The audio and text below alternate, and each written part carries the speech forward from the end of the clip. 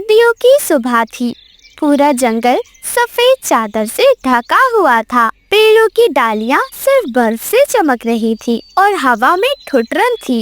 रानो चिड़िया अपने छोटे से घोंसले में अपने बच्चों गुड़िया और कुकू को अपने पंखों में समेटे हुए बैठी थी। हाय राम, आज तो इतनी ठंडक है कि पंख भी जम रहे हैं मेरे, लेकिन बच्चों को दाना तो चाहिए ही है। कुछ ना कुछ ढूंढना ही पड़ेगा मुझे। मम्मा, आज मत जाओ ना, बाहर देखो बहुत ठंड है। कितनी हवा चल रही है बाहर। मेरे बच्चों, मैं बस थोड़ी देर में ही लौट आऊंगी। तुम्हारे लिए गर्म दाने लाऊंगी मैं। बस तुम मेरे लौटने तक घोंसले में ही रहना। रानो चिड़िया हिम्मत करती है और अपने घोंसले से बाहर निकल जाती है। वो आसमान में उड़ान भरती है और धीरे धीरे जैसे ठंडी हवा में कोई उसकी उम्मीद उड़ रही हो, ऐसे उड़ती जाती है। उड़ते उड़ते रानो चिड़िया कालू कौवे के घोंसले के पास पहुंच जाती है। कालू कौवा अपने पंखों से आग जलाने की नाकाम कोशिश कर रहा था। अरे कालू भैया, अभी भी आग नहीं जल पाई क्या? अरे मत पूछो बहन, लकड़ी सब गीली है और गौरी ने तो कह दिया है जब तक आग नहीं जलती वो घर से बाहर नहीं आएगी।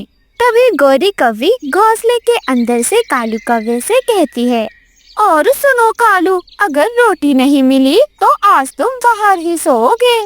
तो फिर चलो कालू भैया, आग बाद में जलाना, पहले खाने का इंतजाम करते हैं। अरे हाँ, आज तो रानो बहन आई है, मतलब खाना पक्का मिलेगा। और फिर कालू कौवा और रानो चिड़िया दोनों साथ साथ उड़ते हैं। नीचे पूरा जंगल बर्फ की सफेद चादर में लिपटा हुआ था। पेड़ों पर फल नहीं, झाड़ियों पर कीड़े नहीं, बस एक खामोशी सी थी। कालू कौवा और गौरी कौवी एक पेड़ की डाल पर बैठ जाते हैं। हाय रानो, अब ये ठंड तो हमें जिंदा ही खा जाएगी लगता है। हर जगह बस बर्फ ही बर्फ है।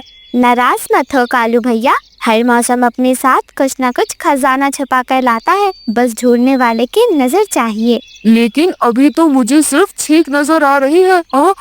छी।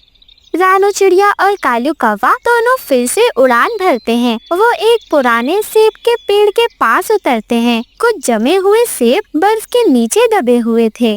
अरे कालू भैया देखो, ये सेब तो अभी भी बिल्कुल ठीक है। अरे वाह रानो, आज तो तुमने जान बचा ली, वरना वो गौरी घुसने नहीं देती घर में मुझे। रानो चिड़िया और कालू कौवा दोनों भूखे थे। वो दोनों सेब खाते हैं और फिर धीरे धीरे उड़ने लगते हैं। रानो चिड़िया को दूर बर्फ में एक चमकती हुई चीज नजर आती है। वो फौरन उसके पीछे जाती है। कालू कौवा भी उसके पीछे पीछे ही था। जब रानो चिड़िया अपने पंखों से बर्फ को हटाती है तो उसे चमकती हुई एक बर्फ की बॉल मिलती है। अरे कालू भैया, ये देखो, ये क्या है? ये तो चमकता हुआ बर्फ का गोला है। अरे वाह रानो, लगता है ये कोई जादुई चीज है। शायद इसे फूंक मारो तो रोटियां खुद उगाएंगी। फल, सोना, चांदी, सब मिल सकता है शायद हमें इससे। अरे ऐसा मत सोचो कालू, जादू हमेशा सुरक्षित नहीं होता। अरे हाँ, लेकिन क्या फर्क पड़ता है, चलो ना अब इसे देख ही लेते हैं। और फिर जैसे ही कालू कौवा उस चमकदार गोले पर फूंक मारता है, उसमें से चमकदार धुआं उठता है और उसमें से एक सुंदर बर्फीली परी बाहर आती है। कौन है आप लोग जिन्होंने मुझे जगाया है? मैं कालू कौवा हूँ, जंगल का सबसे बहादुर पक्षी हूँ मैं। परी जी, और मैं रानो चिड़िया हूँ, जो बस अपने बच्चों के लिए कुछ दाने ढूंढ रही थी। अच्छा ठीक है, तुम दोनों को अब एक एक वरदान मिलेगा, लेकिन याद रहे, सोच समझ कर मांगना।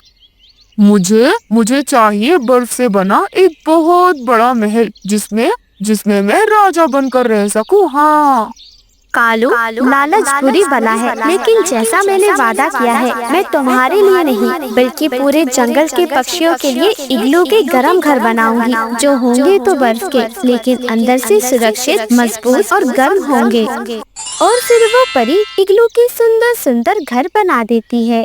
हाँ परी जी, आप सही कह रही हैं। अगर सब कुछ ठंडा होता तो मैं तो जमकर मर जाता।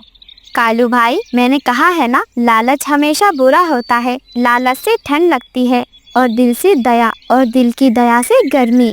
अच्छा रानो, अब तुम बताओ, तुम मुझसे क्या चाहती हो? क्या चाहिए तुम्हें?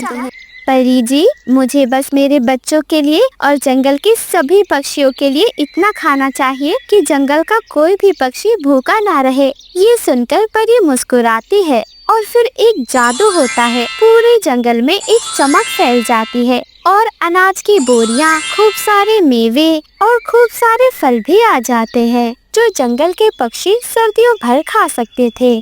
परी वहाँ से अलविदा कहकर चली जाती है। कालू कौवा रानू चिड़िया का धन्यवाद करता है। रानो बहन, तुम सही थी। असली गर्मी सोने या महल से नहीं, अच्छे दिल से मिलती है। अगर मैंने बस महल मांगा होता तो मुझे शायद ठंड में मरना पड़ता। वो तो भला हो परी जी का, जिन्होंने मेरे लालच को भी गलत नहीं लिया। हाँ कालू भैया, ठंडी दुनिया में गर्म दिल ही सबसे बड़ी दौलत है। और याद रखना, सर्दियों की ठंड को सिर्फ इंसान नहीं, अच्छे कर्म भी पिघला सकते हैं। और फिर कालू कौवा और रानो चिड़िया दोनों आसमान में उड़ते हैं। बर्फ के ऊपर गर्मी की दोस्ती की चमक लिए दोनों उड़कर अपने अपने घोंसलों में पहुंच जाते हैं। जंगल के सभी पक्षियों के पास अब भरपूर खाना था।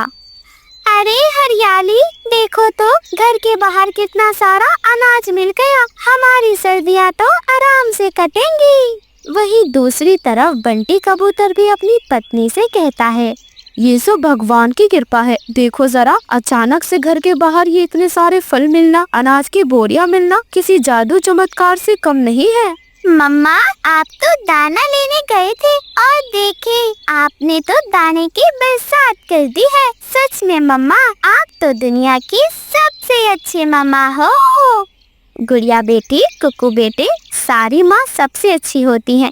चलें, अब आप दोनों खाना खा लें। जल्दी से खाना खाकर सो जाओ, सुबह आपने स्कूल भी जाना है। ऐसे ही रानो चिड़िया ने लालच ना कर अपने साथ पूरे जंगल वासियों को खुश कर दिया। अब किसी को भी ठंड में घर से बाहर निकलने की जरूरत नहीं थी। सब अपने अपने घोंसलों में सुरक्षित थे। इस कहानी से हमें सीख मिलती है, ठंडे सर्दियों में सबसे बड़ा कोट दूसरों के लिए दया और समझदारी की गर्मी होती है। आप सभी का धन्यवाद।